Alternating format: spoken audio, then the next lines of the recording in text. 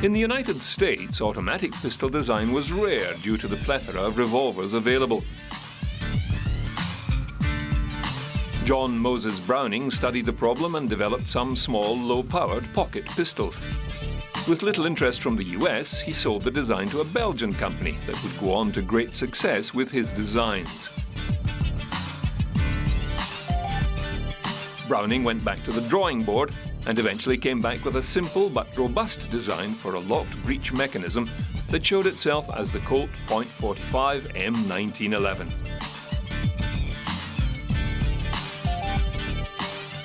The Colt 45 would become the longest-serving and most successful large-caliber pistol design in the world.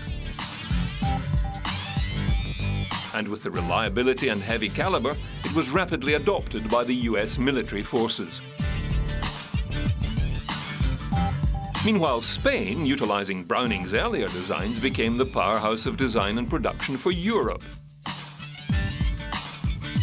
The French and Italian governments ordered large contracts for 7.65mm automatic pistols, and dozens of small companies sprang up to meet the demand.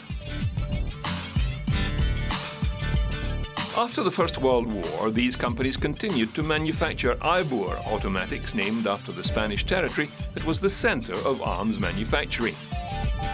The poor quality of design and material used in some of these companies led to a decline in the demand for Spanish-made arms.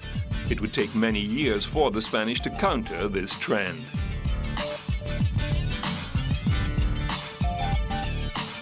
Other designs of note include the German Walther pistol that conquered the double action requirement.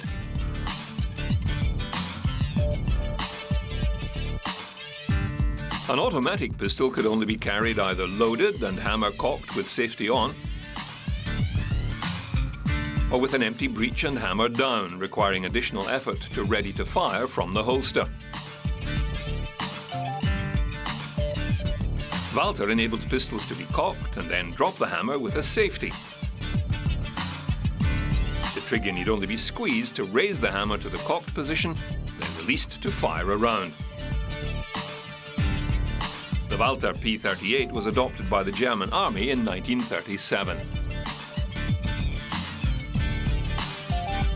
French designer Charles Péter made modifications to Browning's locked breech and produced a pistol for the French Army. His design patent was purchased sometime later by the Swiss and modified to produce the SIG line of pistols.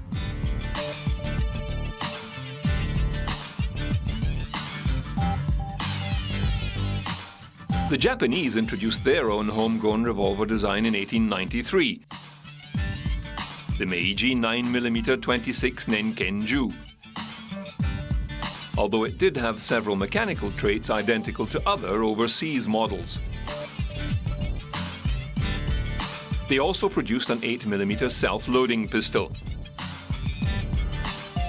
The Taisho Model 04, designed by Kijiro Nambu, though not officially accepted as an officer's sidearm, was very popular with them nonetheless. It was also chambered for various calibers, including 7mm. The later Model 14, introduced in 1925, saw action in Manchuria.